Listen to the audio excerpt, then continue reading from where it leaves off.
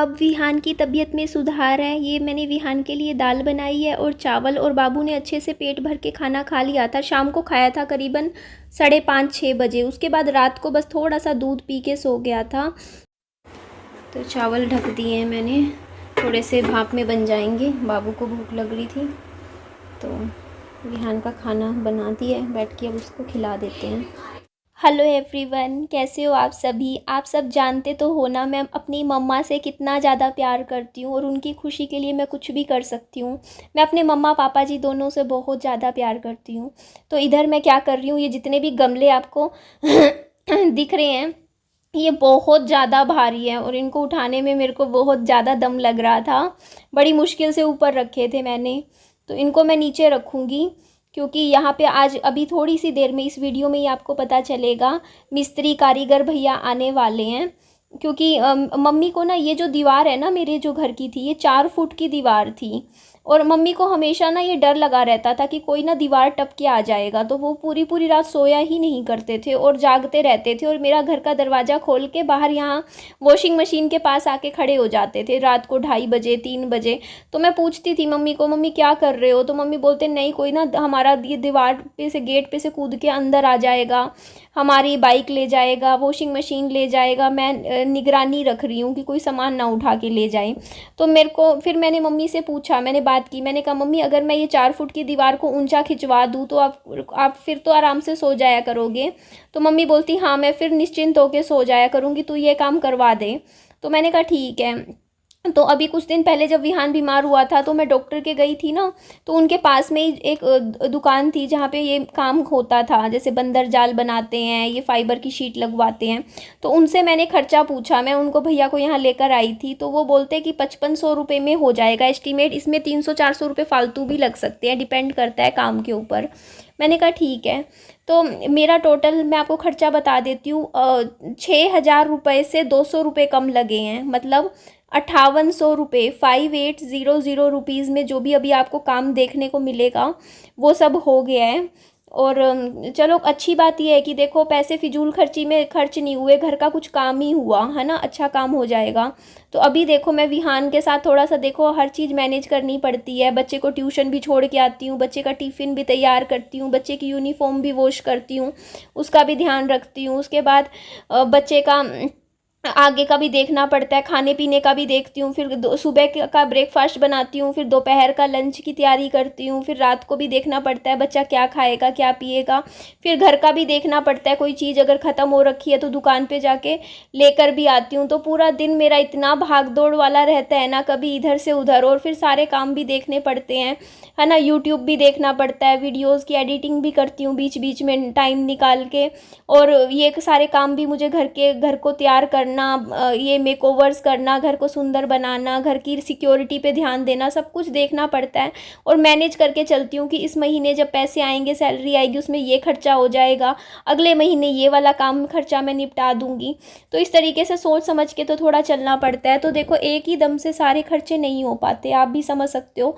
मैं ऐसा तो है नहीं कि बहुत ज़्यादा मेरी सैलरी आती हो, जितनी आती है उसमें से मुझे सब कुछ देखना पड़ता है। विहान की स्कूल की फ़ीस भी भरनी होती है, ट्यूशन की फ़ीस भी भरनी होती है, विहान का ट्रांसपोर्टेशन का खर्चा भी है, हमारे घर का भी राशन पानी का खर्चा होता है, कि क्या नहीं होता, बाहर जाओ तो खर्चा होता है ना।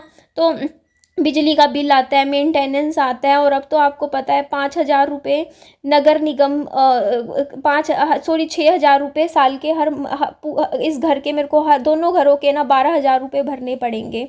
मतलब एक घर के 6000 रुपये नगर निगम लिया करेगा हमसे प्रॉपर्टी टैक्स के नाम पर।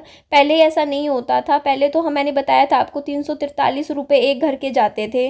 तो दोनों घरों के अब 750 रुपये तो मैं पहले भी भर ही रही थी महीने के। बट अब एक वो तो भरने ही भरने हैं 750 रुपये महीने के, इसके अलावा नगर निगम भी 600 रुपये लेगा। तो ये सोचो एक घर का 1200 रुपये तो सिर्फ और सिर्फ मेंटेनेंस दे रही हूँ मैं एक घर का। इतना तो भाई 100 गज के जो फ्लैट होते हैं ना बड़े अच्छे वाले और आलीशान कोठियाँ होती हैं उनका भी नहीं होता, उनका होता है 1200 मेंटेनेंस। कहीं कहीं DLF वगैरह जो बड़ी बड़े प्रॉपर्टीज़ के फ्लैट्स होते हैं। तो ये देखिए भैया लोग आगे और ये गमले निकालने लग रहे हैं। तो अभी देखो अभी ये रूल आया है नया, पहले एक्चुअली ये घर ना हुड्डा के अंडर आते थे हाउसिंग बोर्ड के, तो उन्होंने इसका जो पोजेशन है ना वो नगर निगम को दे दिया। तो अब क्या हो रहा है कि नगर निगम कह रहा है कि स्ट्रीट लाइट और जो भी ये कूड़ा उठाने का और ये सब जो भी साफ़ सफाई का जो हमें हर साल का 6,000 रुपये दो, और यहाँ की जो सोसाइटी है वो भी हमसे कहती है कि 350 रुपये हमें दो, एक घर के मेंटेनेंस हम कर रहे हैं। तो अभी इस बारे में ना तो एक ना कागज़ दिया है हमें नगर निगम वालों ने और कहा है कि आप बात करो, क्योंकि देखो घर का मेंटेनेंस या तो नगर निगम वाले ले ले हमसे या फिर हमारी जो सोसाइटी है वो ले ले, हम एक ही चीज़ के पैसे दो दो जगह क्यों दें, है ना। तो अभी तो ये डिस्प्यूटेड मामला है, इसके ऊपर हम बात करेंगे, पूरी कॉलोनी के लोग इकट्ठे होके जाएंगे, कहेंगे भाई हम ऐसे थोड़ी, हम इतने लैंडलॉर्ड थोड़ी हैं कि देखो नगर निगम भी हमसे, या तो नगर निगम पैसे ले ले हमसे हर महीने के 500 रुपये और यहाँ की सोसाइटी वाले मत ले, क्योंकि देखिए पैसे काम तो वही दे रहे हैं। इनसे पूछते हैं सोसाइटी वाले कि आप हमसे 350 रुपये महीने के किस लिए ले रहे हो, तो वो कहते हैं कि हम ना आपको लाइट प्रोवाइड कर रहे हैं स्ट्रीट पे, हम सिक्योरिटी दे रहे हैं, हम आपको ये सीवेज का सुविधा दे रहे हैं और भी ये जो भी है ये सारी प्रॉपर्टी की जो भी सुविधाएं हैं हम दे रहे हैं, कूड़ा उठाने की। और कूड़ा उठाने तो हमारे घर में कोई आता ही नहीं है, देखो हम कूड़ा उठाने के ना पैसे दे रहे हैं। मेरे को जहाँ तक समझ में आता है ना, कूड़ा उठाने के ना भैया लोग आते हैं और वो कूड़ा उठाने हर घर में आते हैं, तब हम पैसे देते हैं कूड़ा उठाने के। लेकिन हमारी सोसाइटी में क्या है ना, कूड़ा उठाने का के लिए कोई आता तो है नहीं यहाँ पर। पता है हमारे नज़दीक में कूड़े दान लगा रखे हैं बड़े बड़े, तो सब ये बोल रखा है कि इसमें कूड़ा फेंक दिया करो, जो जो कूड़ेदान वो जो भैया आते हैं वो वहाँ से उठा के हर रोज़ ले जाते हैं कूड़ा इकट्ठा। तो हम लोग अपना डस्टबिन खुद जाके हमारे हर एक मतलब कॉलोनी से ये जो बाहर निकलने के बाद आता है वहाँ मिल जाता है, तो वहाँ हम घेर के आते हैं। लेकिन ये हम एक ही जगह पैसा देंगे, चलो वो तो चलो देखते हैं। अभी मेरे साथ नहीं है, इस पूरी कॉलोनी में कितने घर हैं आप देखो, सबके साथ ही हो रहा है इस टाइम ये, तो ऐसा नहीं है कोई चुप नहीं बैठेगा, हर कोई बोलेगा। भाई हर किसी के पास फालतू पैसा थोड़ी है फिजूल खर्ची के लिए कि हाँ हम इतना इतना मेंटेनेंस भरें, तो हम तो नहीं भरेंगे मेंटेनेंस, मैं तो बिल्कुल भी नहीं। और हमारी कॉलोनी में कोई नहीं भरेगा, या तो किसी एक को ही भरेंगे हम, या तो नगर निगम ले ले हमसे पैसे मेंटेनेंस के, या फिर हमारी सोसाइटी वाले ले ले, वरना हम तो बोल देंगे कि भैया ले जाओ अपनी स्ट्रीट लाइट, ले जाओ अपनी ये फैसिलिटीज़, हम खुद कॉलोनी वाले इकट्ठे पैसे कर करके हम अपना खुद अरेंजमेंट कर लेंगे, हमें ज़रूरत ही नहीं है ना मेंटेनेंस की। तो यहाँ पे देखिए भैया लोगों ने सारे पौधे हटा दिए थे और यहाँ पे जाल मैंने इतना ही बनवा रही हूँ, आप मुझे कमेंट करके बताइएगा ज़रूर कि इतना जाल ठीक है। ये देखो ये 2 फुट का लिया है मैंने जाल, क्योंकि 4 फुट की दीवार थी, तो देखो 6 फुट की ऊंचाई हो जाएगी। तो इस तरीके से। और ना जो गेट वाला जो मामला मैं बताती हूँ, गेट मुझे ना पसंद नहीं आया था जो भैया लगा रहे थे, उसमें मैंने सोचा थोड़ा सा डिज़ाइन और फालतू करूँगी, और यहाँ पे लाइट चली गई थी। तो फिर भैया बोलते कल सुबह आ जाएंगे, आधा घंटा इंतज़ार किया भैया लोगों ने, लाइट आई नहीं। उसके बाद विहान सो गया था रात को 10 बजे, फिर ये अगला दिन आ गया था, मैं भी सो गई थी 11:30 बजे तक रात को। और सुबह आज मैं उठी हूँ, कितने बजे उठी हूँ आज मैं, 6:30 बजे उठी हूँ सुबह। तो फटाफट मैं यहाँ पे कटिंग कर रही हूँ। क्या कटिंग कर रही हूँ मैं, ये हाँ आलू का कटिंग कर रही हूँ। मैं नमकीन चावल बनाऊँगी आज विहान के लिए, क्योंकि रोज़ रोज़ विहान पराठा रोटी वगैरह भी नहीं खाएगा। तो इधर देख लीजिए। और ये मैंने छोंक लगा दिया था प्याज आलू और हल्दी का, जो कि आपके सामने ही है ना। तो ये चावल भी देखिए बनके बढ़िया तैयार हो गए थे, मैंने टिफ़िन में रख दिए थे विहान के। विहान ने सुबह ब्रेकफास्ट में 4 बिस्किट खाकर दवाई लेकर चला गया था। यहाँ मैं विहान को देखिए, आज जन्माष्टमी का दिन है ना। तो विहान को ना जन्माष्टमी में कृष्ण जी की ही ड्रेस पहनाने को बोला था कि कृष्ण बनाना है, लड़के कृष्ण बनेंगे और लड़कियां राधा बनेंगी। तो विहान की जो धोती थी वो छोटी हो गई थी, तो ये रखी हुई थी मेरे पास, मैं पिछले साल लेकर आई थी जन्माष्टमी पर।